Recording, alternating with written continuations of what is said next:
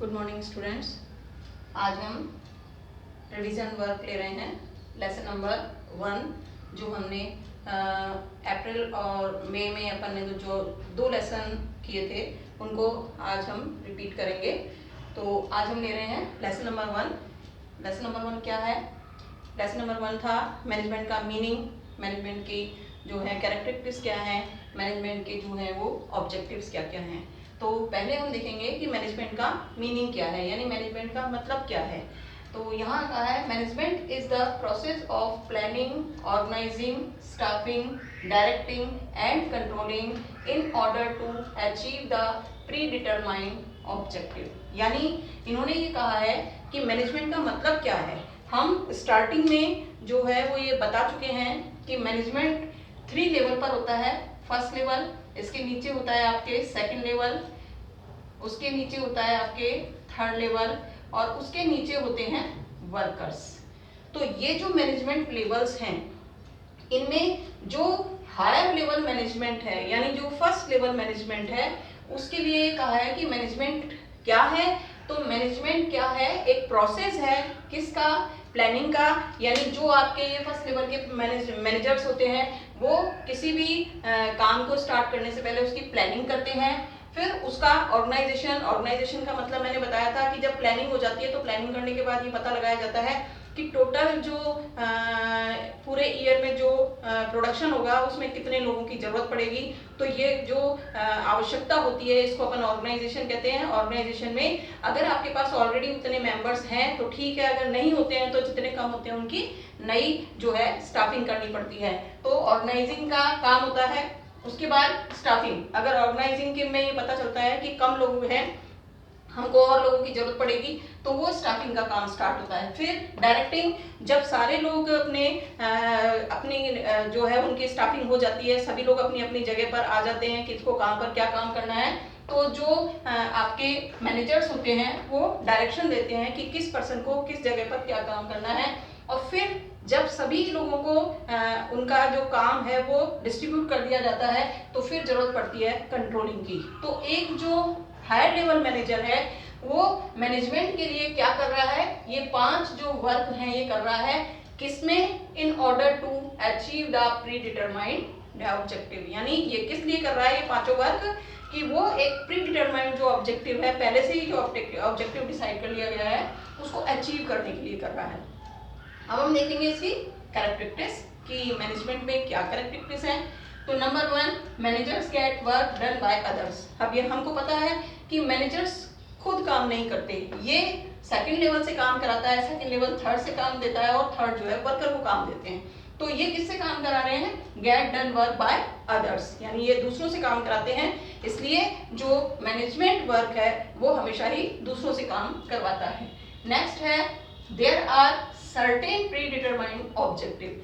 यानी ये जो लोग इकट्ठा होकर के या जो ये ग्रुप इकट्ठा होकर के किसी भी काम को करने के लिए तैयार हुआ है, इनका ऑलरेडी पहले से ही कोई प्री डिटरमाइंड ऑब्जेक्टिव है जिसको पूरा करने के लिए ये इकट्ठे हुए हैं।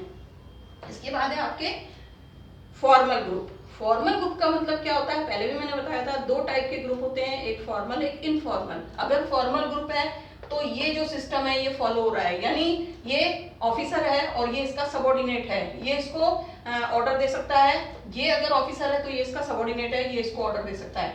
ये जो ग्रुप होता है ये फॉर्मल ग्रुप कहलाता है। तो जितने भी कंपनीज में वर्क हो रहे हैं वो फॉर्मल ग्रुप में ही हो रहे हैं। इसके बाद है management is a human work. अब नेचुरल है, जो भी लोग काम करने में लगे हुए हैं या जो भी पर्सन काम कर रहे हैं वो सभी लोग जो हैं वो ह्यूमन हैं, यानी काम करने वाले जो हैं वो ह्यूमन हैं, मनुष्य हैं। इसके बाद नेक्स्ट है this is a very challenging task. अब जो मैनेजमेंट का काम है वो खुद नहीं करता है, वो दूसरों से काम करवाता है। इसलिए उनका जो काम होता है बहुत ही चैलेंजिंग होता है, क्योंकि अगर खुद को काम करना हो तो वो खुद कर सकता है आराम से, लेकिन जब उसको वो काम दूसरों से करवाना हो तो वो चैलेंजिंग वर्क होता है। इसके बाद है managing is a creative task. अब क्रिएटिव क्यों है? क्योंकि वो जो काम करवाते हैं उसके लिए उनके दिमाग में नए नए आइडियाज आते हैं, नए नए तरीके से वो काम करने की कोशिश करते हैं। तो ये जो मैनेजिंग जो काम है वो एक क्रिएटिव टास्क है। इसके बाद आ रहा है managing is a general principle. आप हम आगे पढ़ चुके हैं पहले भी और दोबारा रिपीट करेंगे कि मैनेजमेंट करने के लिए कुछ प्रिंसिपल्स हैं जिनका यूज किया जाता है। तो मैनेजमेंट जो किया जा रहा है वो एक प्रिंसिपल को फॉलो करके जो है वो किया जा रहा है, जनरल प्रिंसिपल्स हैं। इसके बाद है एबिलिटी टू लीड। अब क्योंकि ये मैनेजर्स हैं तीनों और इनको अपने सबॉर्डिनेट्स का लीडर के रूप में काम करना है, तो इसलिए इनमें लीडर की एबिलिटी भी होनी जरूरी है। इसके बाद है डिसीजन मेकिंग। अब क्योंकि ये वर्क करवा रहे हैं, कंपनी में प्रोडक्शन होगा और प्रोडक्शन के लिए जो भी वर्क करवा रहे हैं उसके लिए इनको समय समय पर जो है वो हर काम को करने के लिए डिसीजन लेने पड़ रहे हैं, तो ये डिसीजन मेकिंग जो है वो इसमें जरूरी है। इसके बाद है ऑथोरिटीज एंड रेस्पॉन्सिबिलिटी। अब क्योंकि अगर ये मैनेजर है और ये इसका सबॉर्डिनेट है तो ये जो भी काम इसको दे रहा है तो ये रेस्पॉन्सिबिलिटी दे रहा है इसको, और जब रेस्पॉन्सिबिलिटी दे रहा है तो उसके साथ साथ ये ऑथोरिटी भी देता है उस काम को करने के लिए। फिर जब ये सेकंड लेवल का मैनेजर जो है वो इसको कोई रेस्पॉन्सिबिलिटी देगा तो वो उसके साथ साथ ऑथोरिटी भी देगा उसको काम करने के लिए। तो ये जो काम है इसमें रेस्पॉन्सिबिलिटी के साथ साथ ऑथोरिटीज भी ट्रांसफर की जाती हैं। इसके बाद है आपके management functions interact with each other. यानी जो मैनेजमेंट के फंक्शन है, आपको पहले भी मैंने बताया है कि जो कंपनीज हैं उनमें दो तरह का एनवायरनमेंट इफेक्ट करता है। एक इंटरनल एनवायरनमेंट कैसा है कंपनी का और एक एक्सटर्नल एनवायरनमेंट कैसा है। तो ये जो एनवायरनमेंटल चेंजेस होते हैं इसके लिए इन्होंने कहा है कि मैनेजमेंट फंक्शंस जो हैं वो इंटरेक्ट विथ ईच अदर, यानी वो एक्सटर्नल एनवायरनमेंट बाहर के एनवायरनमेंट से भी इफेक्ट होते हैं और अंदर के एनवायरनमेंट से भी इफेक्ट होते हैं। इसके बाद है आपके management is a process of coordinating. जब बहुत सारे लोग मिलकर के एक साथ काम करते हैं तो उनसे जो काम करवाया जा रहा है उसमें कोऑर्डिनेशन बहुत जरूरी होता है। तो मैनेजर्स क्या करते हैं, मैनेजमेंट क्या करता है कि कोऑर्डिनेशन का काम भी करता है। उसके बाद है इफेक्टिव प्रोडक्टिविटी। मैनेजमेंट का मतलब ही यही है कि आपका मैनेजमेंट जितना अच्छा है आपकी प्रोडक्टिविटी उतनी ही इफेक्टिव होगी, यानी आप जिन भी चीज़ों को बना रहे हो वो इफेक्टिव होंगी, बहुत ही बढ़िया क्वालिटी की होंगी। तो इफेक्टिव प्रोडक्टिविटी भी उसमें होती है। इसके बाद है मैनेजमेंट इज यूनिवर्सल।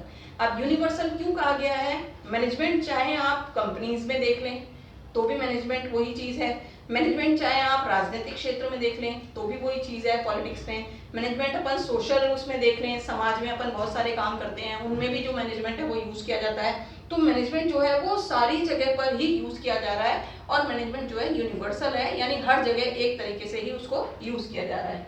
इसके बाद है management as a invisible power. अब जैसे किसी भी मैनेजर ने जो काम किया वो दिख नहीं रहा है कि काम कैसे किया, लेकिन उसका जो रिजल्ट आ रहा है वो रिजल्ट ये बता रहा है कि वो काम अच्छा था या खराब। तो मैनेजमेंट क्या है, एक इनविजिबल पावर है जो दिखती नहीं है, लेकिन जब उसका वर्क पूरा होकर के सामने आता है तो हम ये कह सकते हैं कि इसका मैनेजमेंट अच्छा था और इसका मैनेजमेंट खराब। तो मैनेजमेंट एक इनविजिबल पावर है। ये तो थी हमारी कैरेक्टरिस्टिक्स। अब हम देखेंगे मैनेजमेंट के कुछ ऑब्जेक्टिव्स होते हैं। तो मैनेजमेंट के ऑब्जेक्टिव्स को अपने 4 भागों में डिवाइड किया हुआ है। नंबर 1 है प्राइमरी ऑब्जेक्टिव, नंबर 2 है सेकेंडरी ऑब्जेक्टिव, नंबर 3 है पर्सनल ऑब्जेक्टिव और नंबर 4 है सोशल ऑब्जेक्टिव। जो आपके प्राइमरी ऑब्जेक्टिव हैं, प्राइमरी ऑब्जेक्टिव का मतलब ये है कि जिस काम को करने के लिए कंपनी को बनाया गया है, यानी कंपनी को किस लिए निर्माण किया गया है, किस लिए कंपनी बनाई गई है, वो उसके प्राइमरी ऑब्जेक्टिव हैं। तो नंबर ये कह रहा है ऑप्टिमम कॉस्ट। कंपनी जो भी चीजें बना रही है उन चीजों को वो मिनिमम कॉस्ट पर बनाए ताकि जो कंज्यूमर है उसको सस्ती चीजें मिल सके। फिर रीजनेबल प्राइस, फिर जब उनको मार्केट में भेजे तो उनकी प्राइस इतनी रीजनेबल हो कि कस्टमर उसको पे कर सके। फिर है आपके एप्रोप्रिएट रेम्यूनरेशन।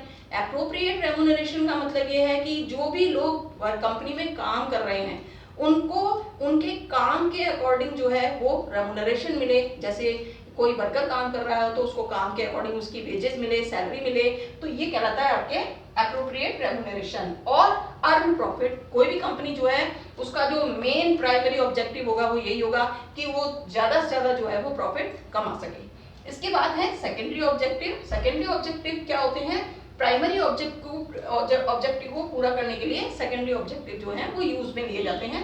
तो नंबर 1 है जनरेटिंग क्वालिटी, यानी अगर कंपनी में जो प्रोडक्ट्स बनाए जा रहे हैं उनमें क्वालिटी को लगातार बेटर से बेटर किया जाएगा, तो उससे क्या होगा कि कंपनी को उससे बेनिफिट होगा, ज़्यादा से ज़्यादा चीज़ें मार्केट में बिकेंगी, ज़्यादा से ज़्यादा लोग उसको लेंगे और ज़्यादा से ज़्यादा प्रॉफिट होगा। नंबर 2 इन्होंने कहा है use them the responsible time and place, यानी जब वो आप चीज़ें जो बना रहे हैं वो एक लिमिटेड टाइम और लिमिटेड प्लेस जहाँ पर आपको वो चीज़ें पहुँचानी है, वो सही टाइम पर और सही प्लेस पर पहुंचाना आपको बहुत जरूरी है, तभी आपका जो प्राइमरी उद्देश्य ऑब्जेक्टिव है वो पूरा होगा। फिर इसके बाद है to bring together these resources, यानी जो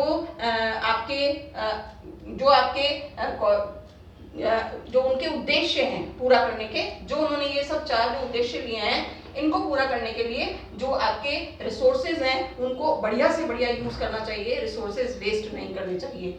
इसके बाद आपके है पर्सनल ऑब्जेक्टिव। अब पर्सनल ऑब्जेक्टिव जो है वो कंपनी में काम करने वाले अलग अलग लोगों के लिए है या अलग अलग पर्सन के लिए है। जैसे ये मैनेजर्स क्या चाहते हैं, ये मैनेजर्स चाहते हैं कि हमको अच्छी से अच्छी सैलरी मिले।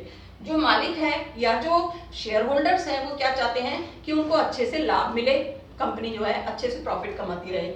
जो वर्कर्स हैं वो क्या चाहते हैं कि उनको जो मजदूरी मिल रही है, वेजेस मिल रही है, वो उनको सेटिस्फैक्टरी वाली मिलनी चाहिए।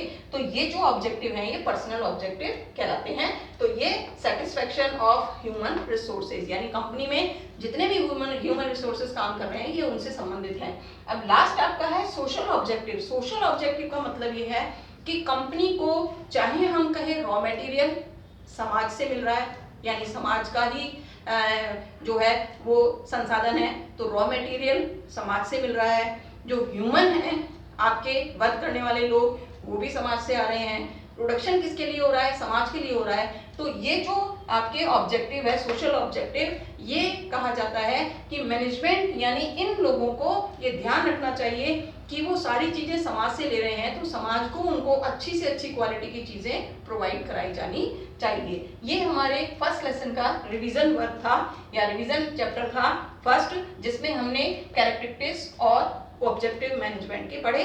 इसके आगे का हम कल पढ़ेंगे।